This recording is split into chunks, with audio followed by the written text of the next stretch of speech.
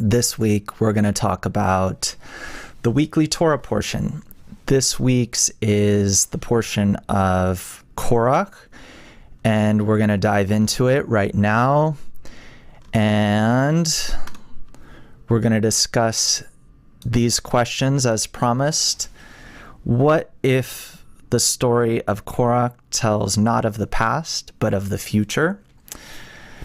What spiritual laws stand behind this portion? How can one read the Torah portion as a guide to their own soul?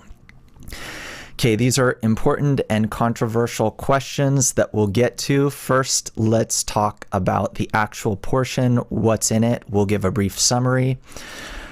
So it's about a rebellion. There's someone named Korah along with his band, and they lead a rebellion against Moses and Aaron, who are the leaders of the people. Okay, Moses responds by challenging Korah and his followers to a test, to put fire and incense in their censers and come before the Lord. What happens? The earth swallows them up. Fire from the Lord consumes Korah and the 250 people who are offering their incense. After this, there's a ruckus, and they start accusing the leaders of killing their own people. And to this, a response is given, which is a plague among the Israelites. 14,700 people die from the plague.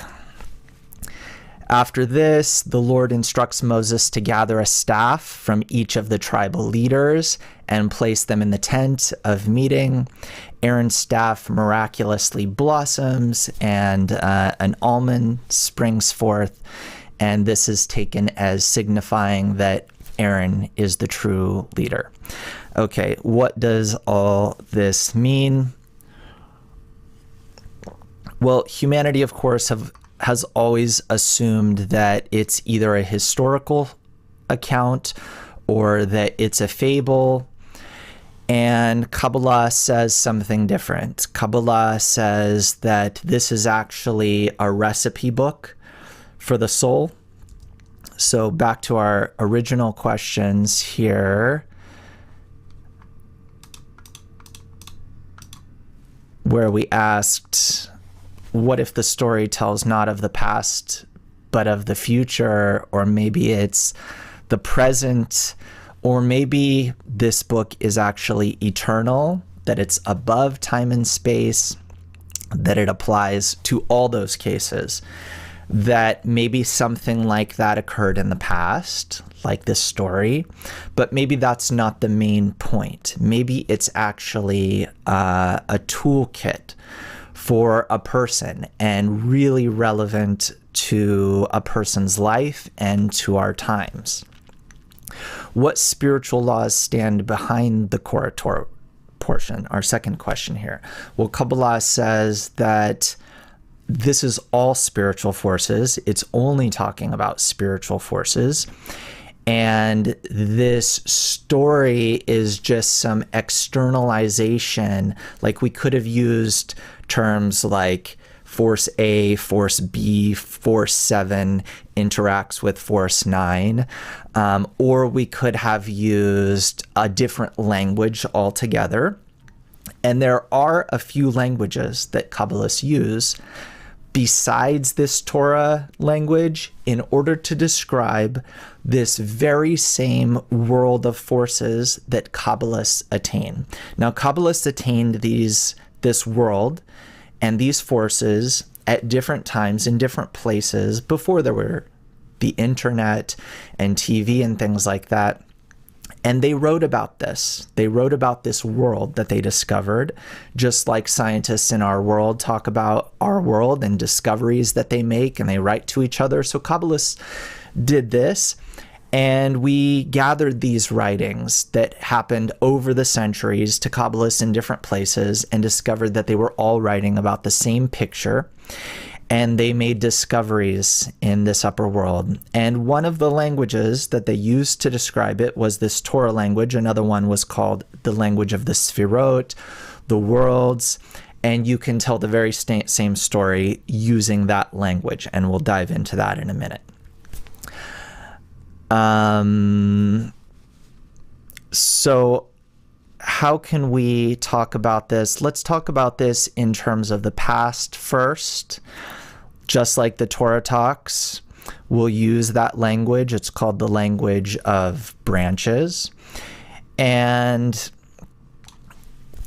let's back up from this story in order to properly frame it so that we can understand it. So Korah had an issue. He had an issue with Moses and Aaron being the leaders of the people, and it was as if they were elevating themselves above everyone, and Korah wondered, why should that be the case? And it was a valid argument, actually, because if we look back in the Torah, we look at the history of this people called Jews, or Israelites. So it all started back in ancient Babylon.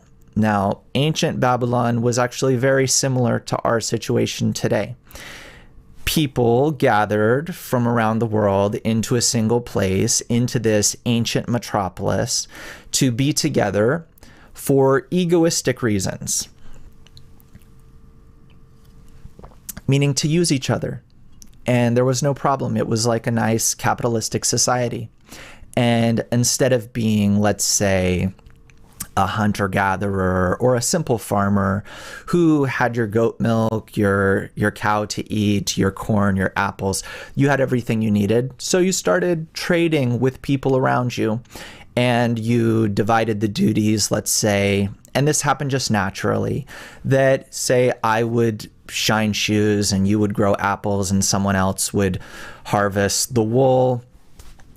And in this way, people in ancient Babylon gradually found themselves in a situation that was a little unsavory because they found themselves suddenly interdependent with each other, interlocked.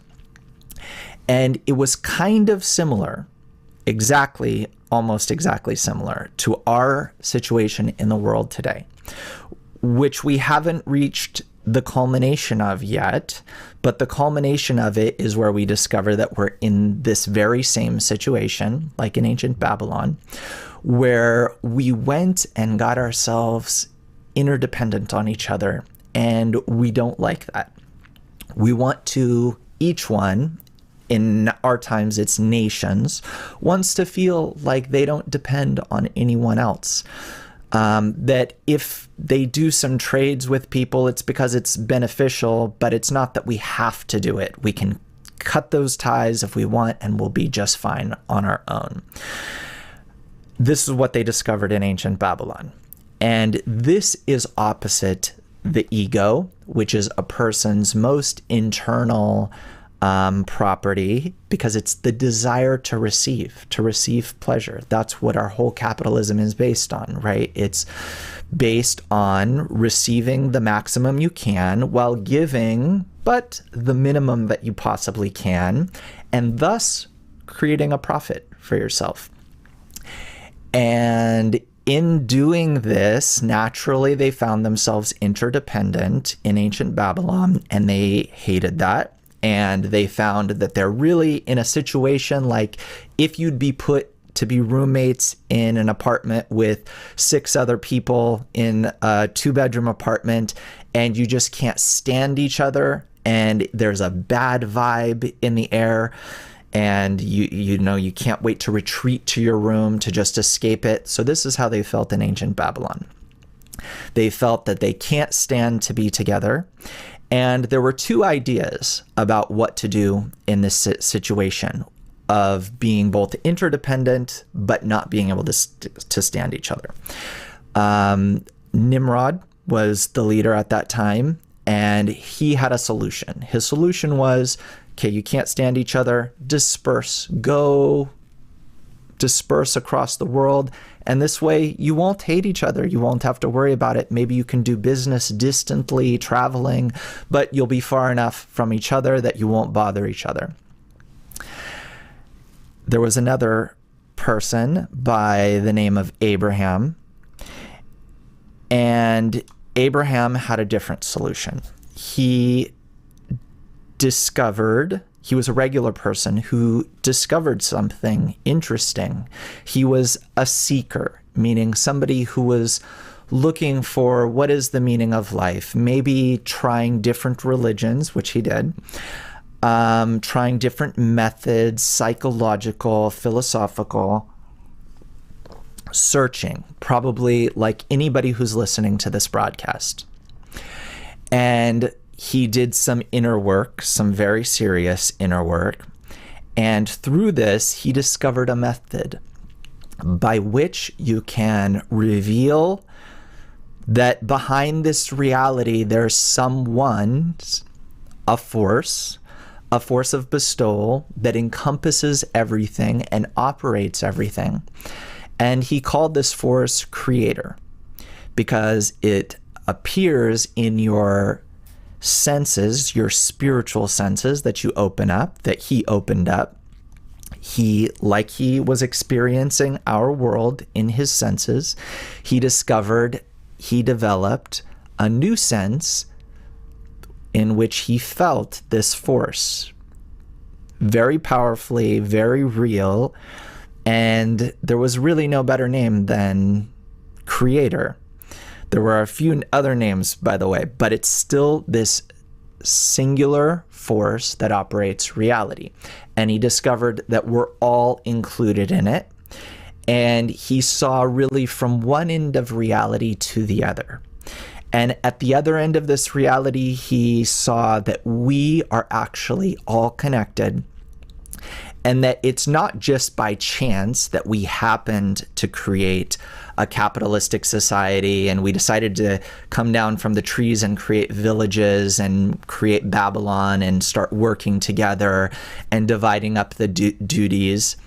These are all just symptoms of what we're heading for in the future. And we think we're doing it by our own choice. We think we're making all these decisions. But actually, we're following nature's plan and heading towards the end of this thought, in which the thought of creation, in which we all turn out to be interconnected, willingly, happily, joyfully, in a great, beautiful state, but one that we don't have a choice not to reach.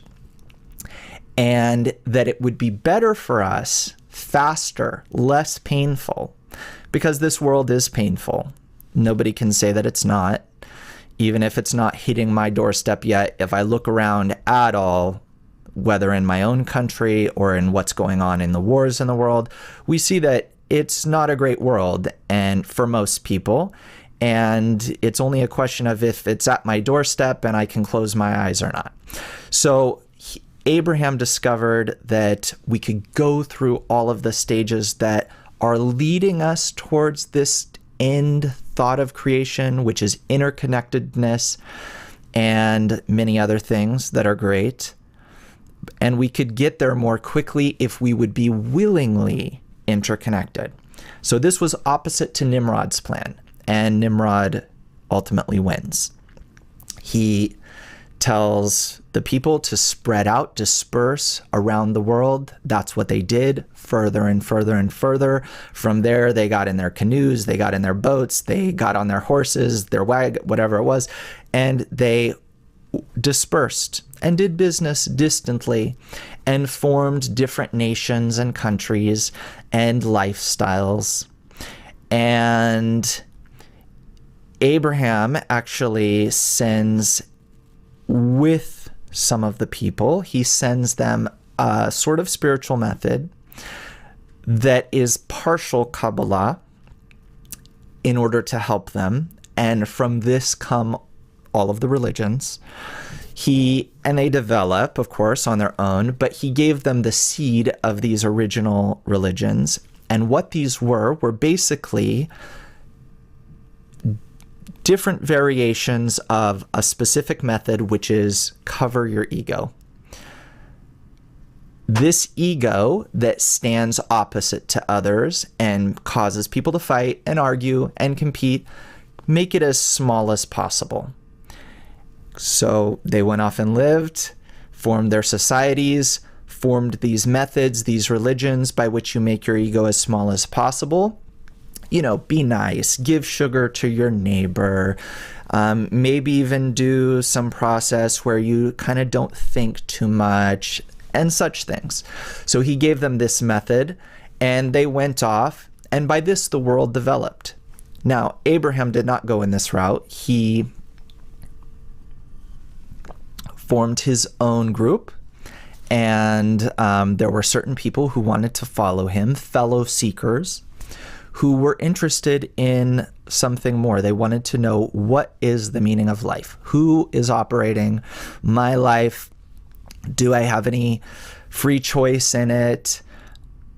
Can I discover this force? Can I get to know it? Can I be partners with it?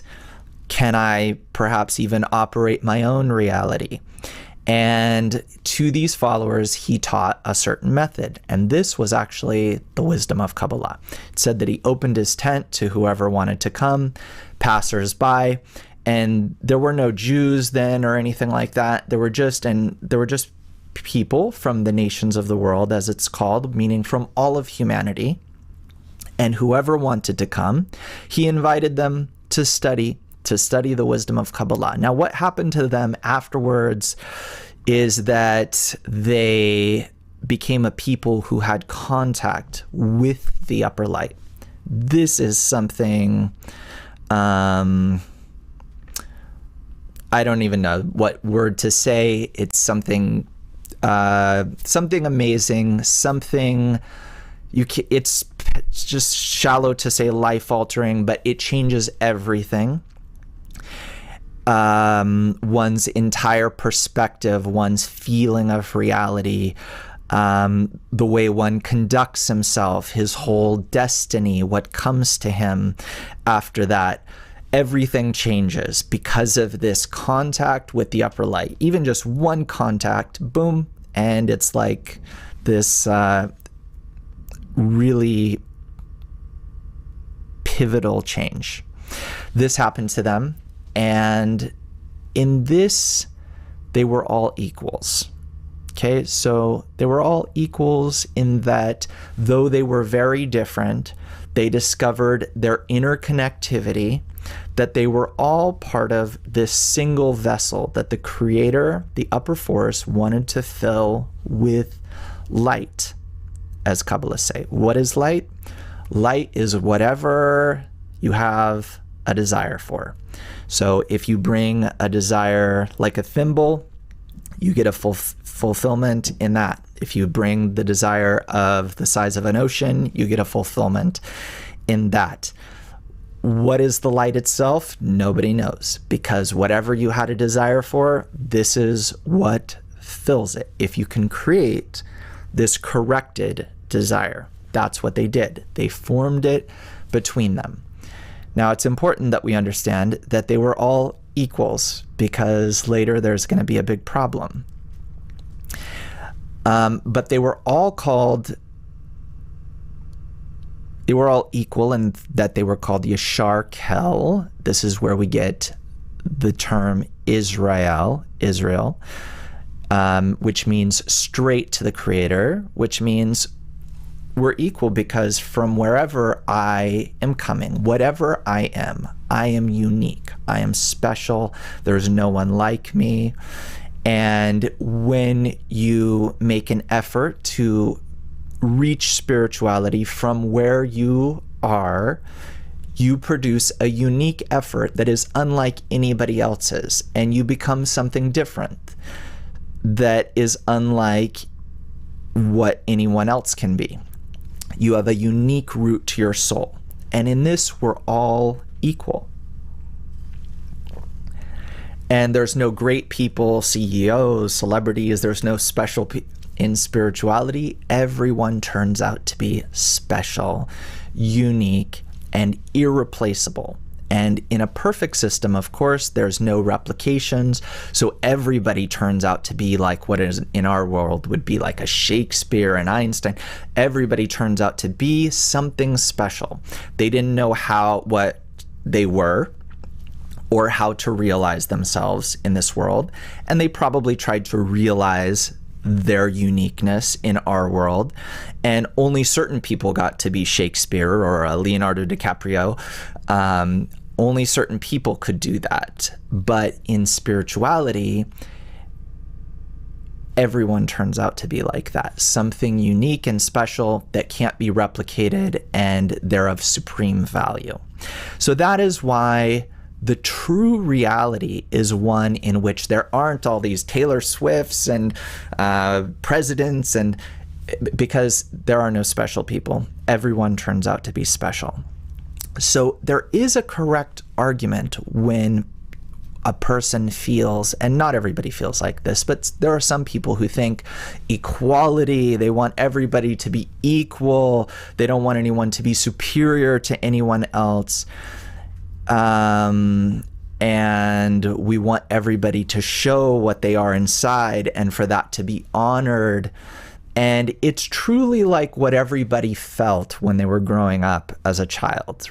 Everybody at some point felt like they wanted to be loved for who they were, and each person is born with this innate feeling that he's special, he's unique, just like a good mother makes you feel this warm, loving field of love around you, and just it grows you and wants to blossom you and for you to show how you're special to the whole world.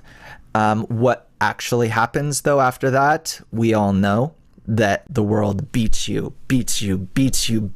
and shows you that no, you can't be like that. You can't be like that.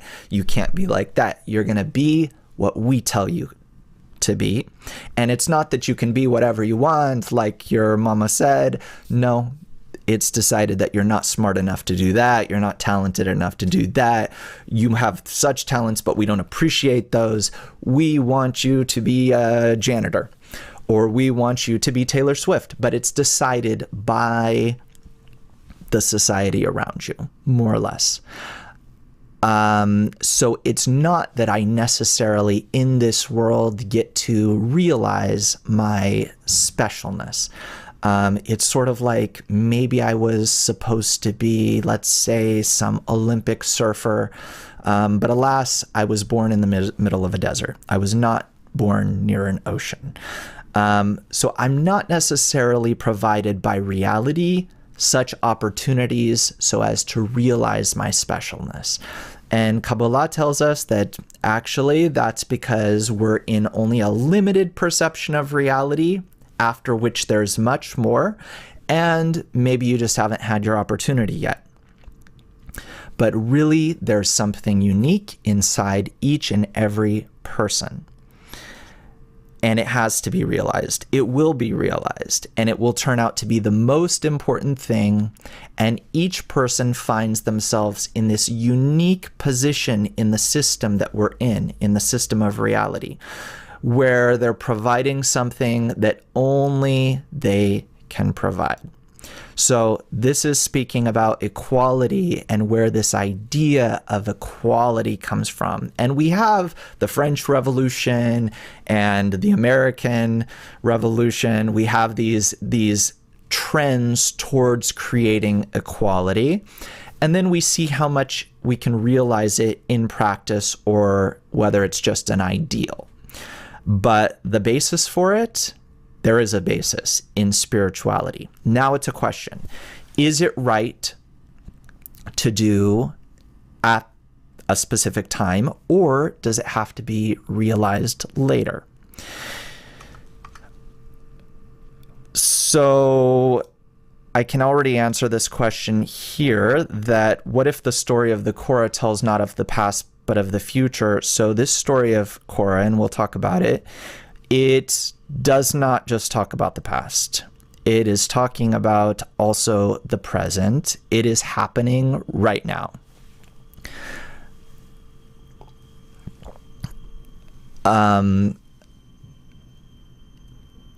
And it's also talking about the future in the sense that the entire Torah is something that every person has to go through internally. It's weird. How can it paradoxically be talking about me, the past, what I'm going through, and also what humanity is going through? But it is.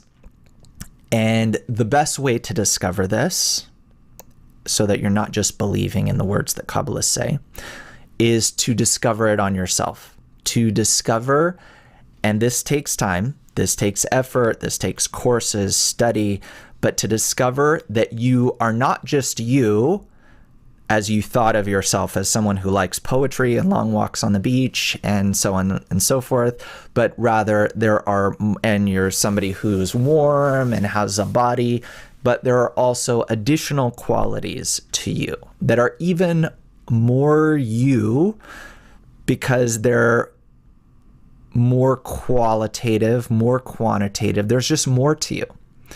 There's more to a person than he feels. He knows a little bit about himself, but there's much more, a world more. It's like being in some radish that you're born in and being a worm there and thinking that's the whole world, and then coming out of this radish and coming into there's a whole world. Whoa, there's a whole world to explore. So we have to pierce through this radish, and eventually when we come out, we discover that we have such qualities as are described in this Korah Torah portion, and which are described in the entire Torah, that it's all inside of me, and that the forces that are described there interact in the ways that are described here. And it's waiting for me to discover it in this order as is described. And that's why I can also say that it's talking about the future, because it's talking about the future of every single person when they discover these forces. What spiritual laws stand behind the Korah Torah portion? Let's talk about it. So we know that another way to describe, and I'm just going to briefly touch on this, but another way to describe the Torah is through what Kabbalists usually use and focus on. They usually focus on the language of the Sefirot. And let's look at it like this. Okay, so first of all, in the previous part of the Torah portion that we talked about, where there was Abraham and ancient Babylon and everything was equal, Kabbalists like to get into kind of a more mathematical approach to things, right? So then we could describe reality as a circle. Let's talk about the microcosm of reality that Abraham's group created among them, where there was complete equality. Abraham was guiding them, but really between them, it was all equality in all directions. Everyone was equal. Later on, you feel yourself in this circle, right? As an individual, as a point that all around you, you have a relationship with everyone that is equally bestowing, and you all discover the Creator in the similarity of form with Him, because your relationships to everyone else and their relationships to you are equally bestowing, okay? Now what happens is a correction. There's additional layers to the correction, because we're in a correction process. We're in a process by which all of reality, this reality, gradually rolls up like a carpet behind us, and we discover ourselves only in the upper world. First, we're in two worlds. we cross the barrier into the spiritual world, and we discover ourselves in two worlds at the same time. Later on, these worlds roll up behind us, and we're only in the upper world because our world was only in order to discover the upper world. So that's talking about equality. That's before this Torah portion. Now what has to happen? There's something called and I'm going to confuse everybody, but we're just going to mention it briefly. This is really a deeper study, but there's a correction in lines.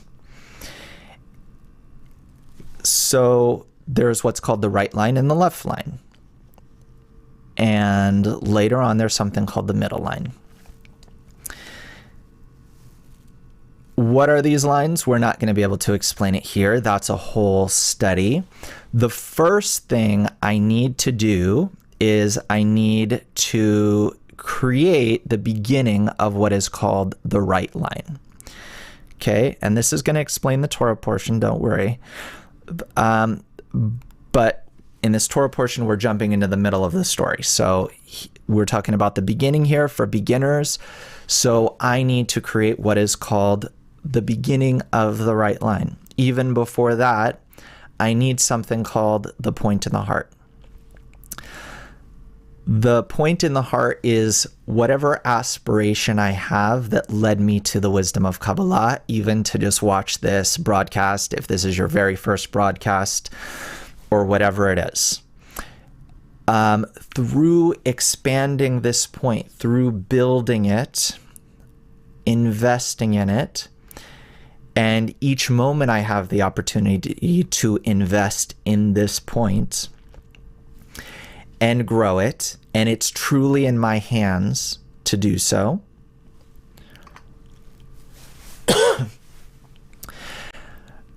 So then I'm building the right line. I'm building what's called the right line.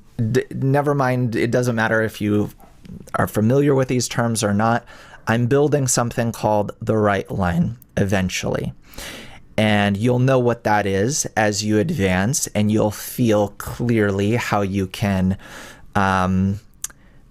grow this right line like a flower, like a green thumb, like somebody knows how to grow a plant, and they know it'll grow. They know they give it the sun, the rain, the soil, and they know that it's growing. That seed is in the ground, and they're confident that it will grow because it has the proper conditions.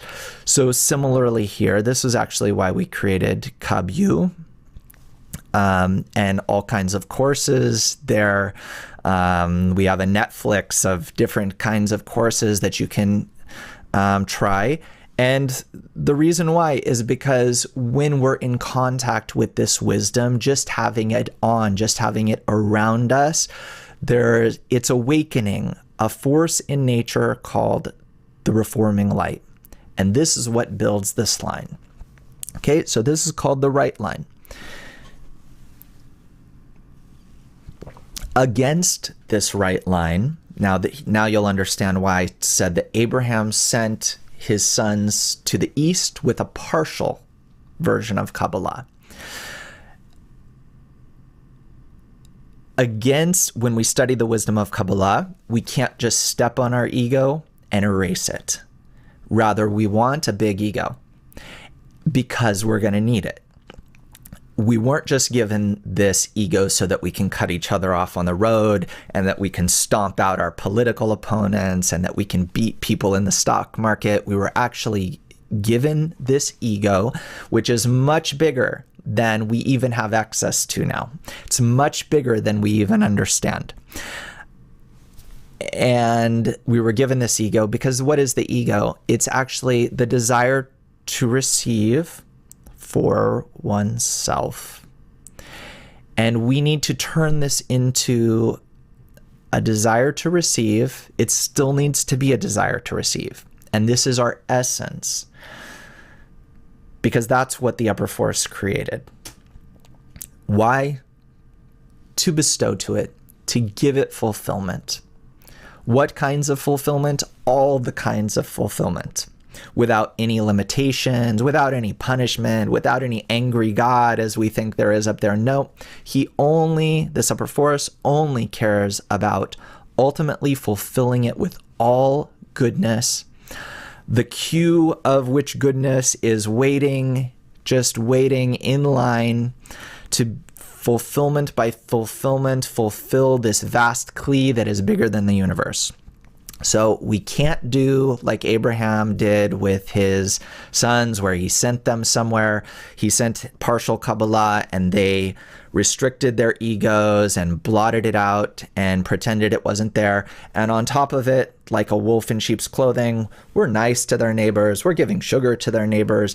No, you can do it in our society, but really inside, I need this ego because it's going to emerge here. And this is only if I've already built the right line. And you have to study how to build that. I'm sorry.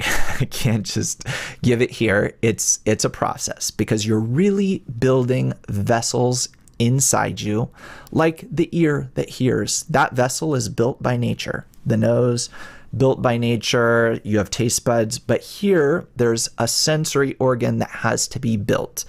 It's also going to be built by nature, by the upper light that you draw during the study of Kabbalah.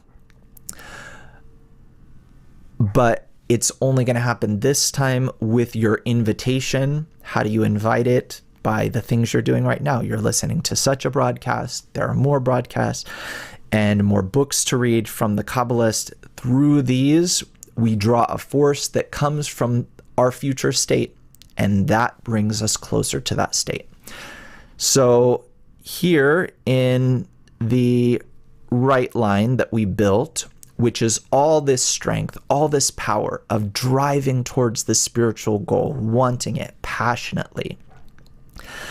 Against this, when you truly, truly, truly want the spiritual goal with all your heart, then against this, you're given what is called the left line. The left line is additional desire that you need to correct. To make it not a desire to receive for myself, but a desire to receive in order to bestow. Okay, that's a little preview. That's a little introduction, I should say. Okay, now we have these Sefirot. I'm just basically throwing this out there. You have these characters. What I want you to see is that they could also be called by the names of Sefirot, or we could call them Force 1, Force 2, Force 3, and so on. Okay, so we'll go over them just very briefly. So Abraham is the quality of Hesed, and you see he's on the right line. Okay, and then you have Isaac, the quality of Givorah. He's on the left line. But isn't the left line ego? How can a holy person, a holy Kabbalist, a holy Sefirah be on the left line? Well, that's because all of the qualities that exist in reality turn out to be useful. So again, in our world, each and every person turns out to be special. And the only question, and right, they're all right in their opinions. We see in our world how across the globe, not just in the United States or in Europe, but across the globe, it's more and more divided. If previously there were just like two parties and they were kind of almost friends, today it's really hatred, and I'm willing to burn down the government and the country if the other one wins. Okay, it turns out that everyone turns out to be right. And it's not philosophy that divides people. It's their internal properties that are eternal, that are unique, such that we would discover, if we were to use a spiritual lens, if we could see, if we could put on this special screen and see everyone like through an X-ray, we would discover that you don't just have two parties into which people can fall, but you have 8 billion parties that are just as divided as any two political parties that you have now, Republicans, Democrats, whatever. each one is in their own political camp, and all 8 billion are in their own political camp. And you can clothe all kinds of words and philosophies on top of that, but the internal desire is completely discrete and different from everyone else. Why am I telling you this? For us to understand that later, it turns out that it's not that we all decide like, all right, let's make a democratic party that kind of includes everybody more or less, and everybody gets a little of what they want. No, we discover that everyone can be right, but it depends when. When does their opinion get integrated into this one whole in which it's really bliss, it's really heaven, and we're all connected, and everyone turns out to get what they want. But how do we get to that? So we're looking at what is basically a mini model of that, which is 10 Sefirot. Don't worry about the fact that there's only 7 here. We can explain that. But we want to focus on these Sefirot that all find their perfect harmony with each other, that each one is different, each one is unique, and all of them are just as important. No one is more important than the other, because it's a perfect system. So in the middle line, of course, you have Jacob, here, Yaakov, Tiferet. You have Moses, which is from the Sefirot of Netzach, Aaron, which is considered Hod, Joseph, which is Yesod, and King David, which is considered the general Malchut.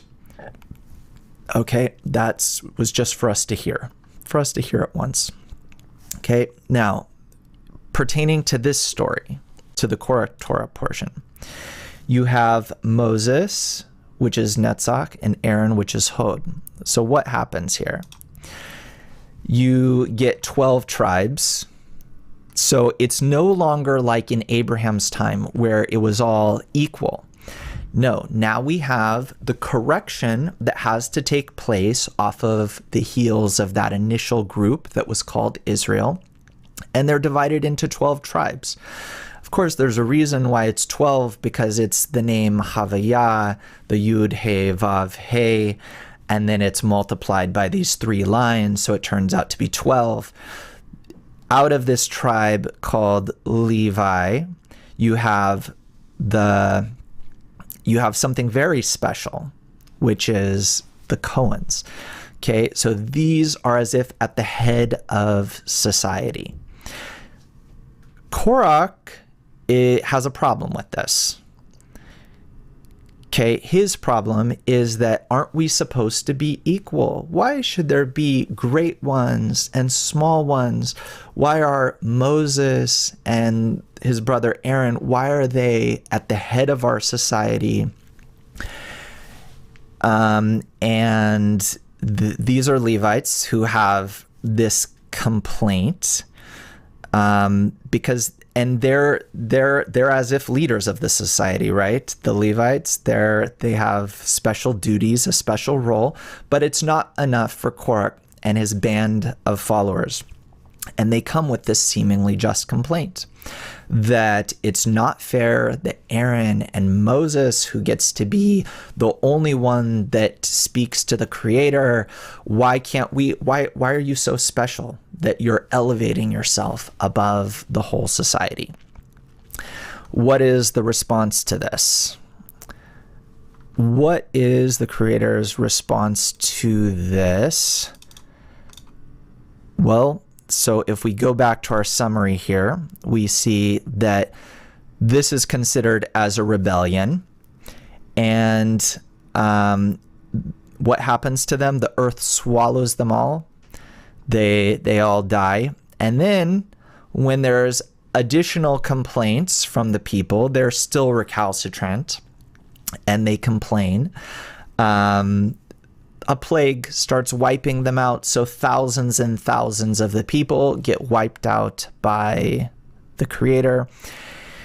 And then there's a final test, and the Creator shows that that in fact Aaron is the leader of the people, and everyone quiets down.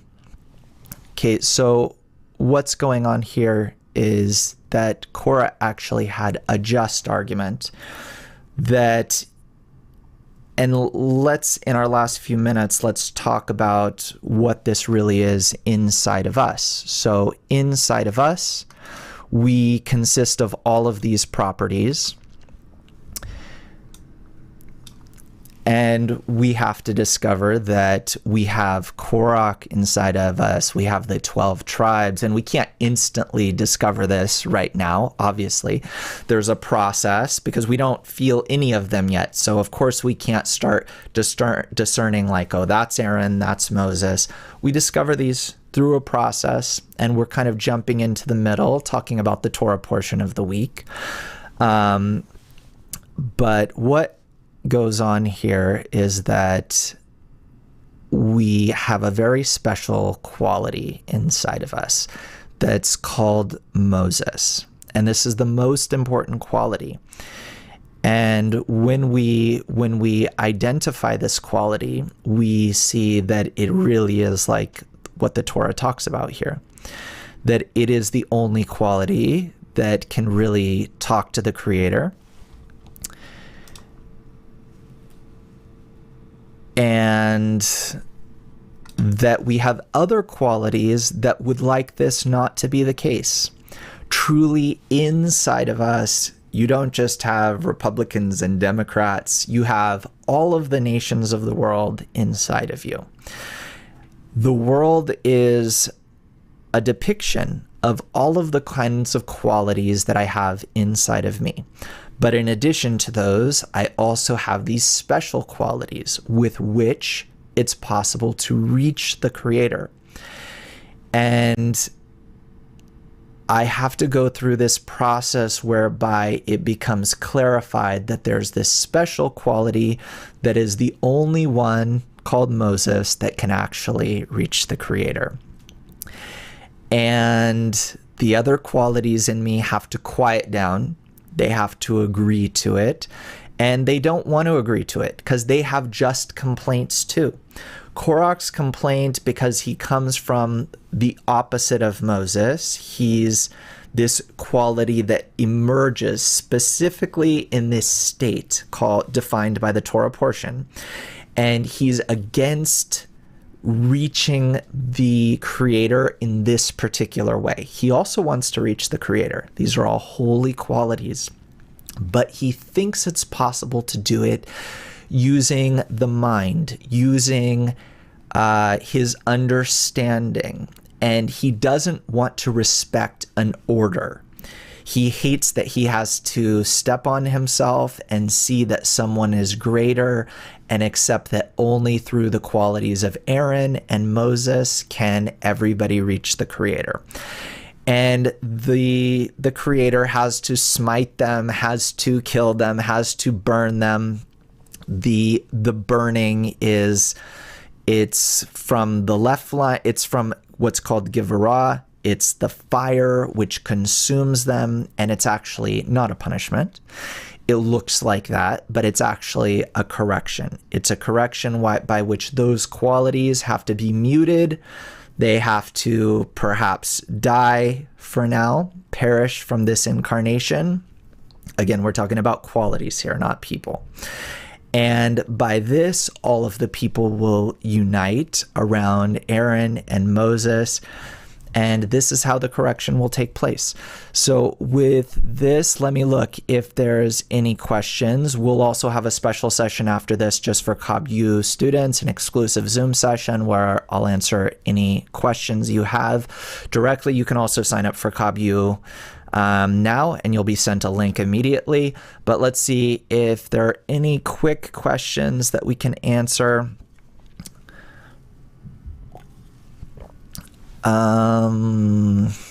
Okay. Nika, being attracted to the method for covering my ego, making it smaller, is likely not a trending topic among the egoists. Or is it not the case in our times? Well, I know that, and we're not disrespecting these methods. They're good. I mean, they have benefits, but all of these methods, and I see celebrities are doing them, different kinds of, well, I don't want to upset anyone, but I'll just say there's different methods that are very popular today that come from these methods of the East.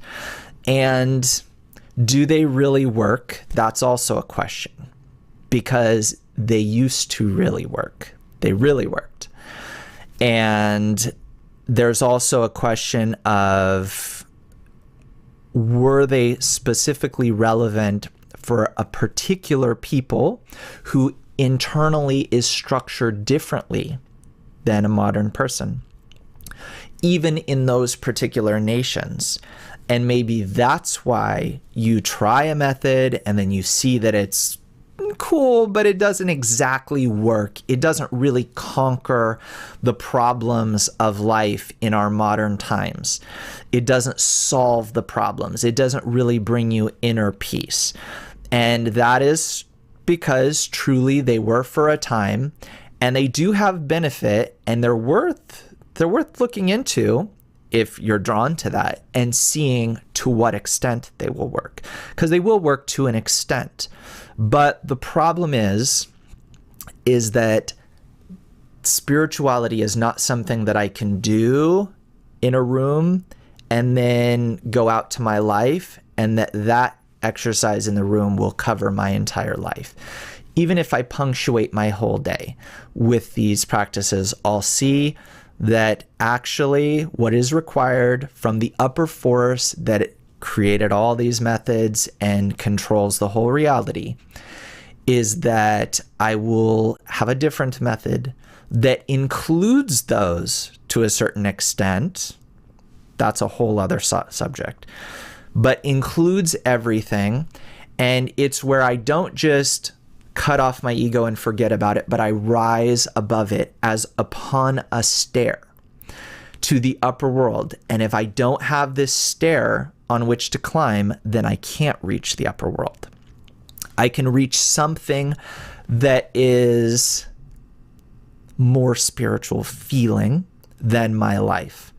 Meaning, if you blot out your ego, mute it, shut it up, reduce yourself to the level of an animal, a plant, or even a rock in your thoughts, you will feel something special, kind of, something peaceful, because you're less opposite to the upper force of reality that is bestowal. So you'll feel more in touch with nature that is not opposite to this upper force. It's not in equivalence with this force. And that's actually the goal. How can we reach equivalence with the upper force? Well, the upper force isn't an ego that has just killed the ego and blotted it out. Rather, the upper force is a bestowing force. It has this tower of pleasures, of light to give. I need to become like this. How can I do this? Only with my ego. Using it, inverting it, because it's infinite, and thus it becomes an infinite pleasure house, vault of pleasures that this vessel can receive, and in doing so, it can bestow to the upper force.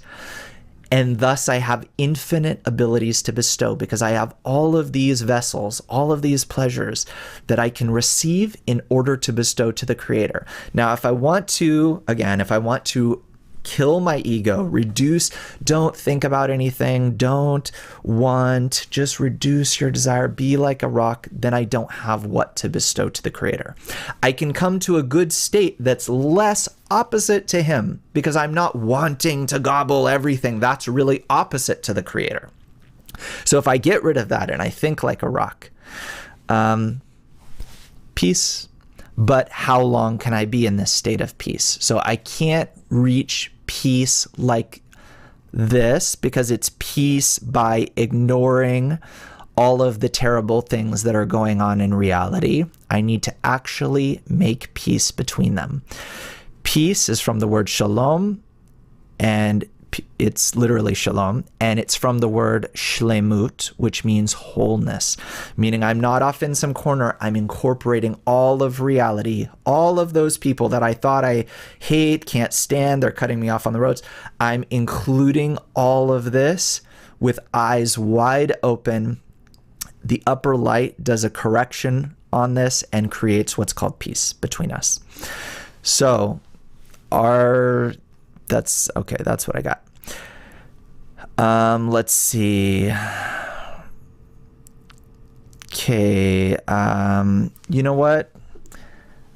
We have 5 minutes. I think the rest of the questions will have to wait because I do want to I want to read a little bit from the Zohar, from this portion, just to get a feel for it, for how the book of Zohar, this ancient book, talks about this Torah portion. They are more desirable than gold, yes, than much fine gold, and sweeter than honey and the drippings of the honeycomb. How sublime are the words of Torah, how precious they are. They are lovely above, they are lovely for all. It is so because they are the holy name. And anyone who exerts in Torah exerts in the holy name and is delivered from any harm. He is delivered in this world and delivered in the next world. Anyone who engages in Torah grips to the tree of life, and because he is gripped to the tree of life, he's gripped to everything. As it is written, she is a tree of life to those who take hold of her. Let's skip to the part really about this portion. Aaron is right, Hesed. The Levites are left line, Givorah. Korah wished to substitute the right with the left. He wanted the priesthood, right, for the Levites, which are the left. And this is why he was punished. Moreover, there was slander in him, for he spoke about Moses and was punished with everything.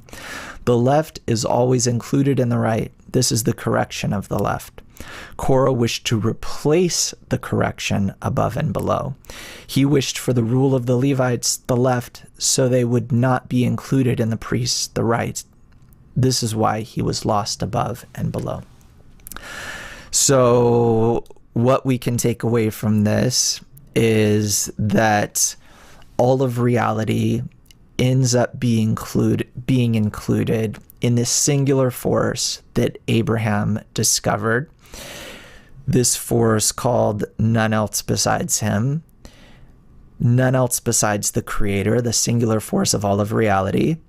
And all of our qualities end up getting used.